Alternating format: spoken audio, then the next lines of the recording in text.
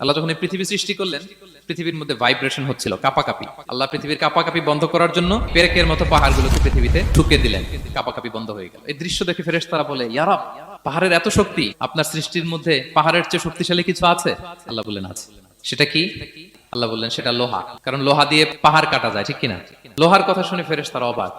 ফেরেশতারা প্রশ্ন, তাহলে আপনার সৃষ্টির মধ্যে লোহার চেয়ে শক্তিশালী কিছু আছে? আল্লাহ বললেন আছে। কি সেটা? আন্নার, আগুন। কারণ আগুন লোহাকে কি করে? গলিয়ে ফেলে। ফেরেশতারা শুধু অবাকই হচ্ছে। ফেরেশতারা বলে, আগুনের চেয়ে শক্তিশালী কিছু আছে? আল্লাহ বলে আছে, আলমা, পানি।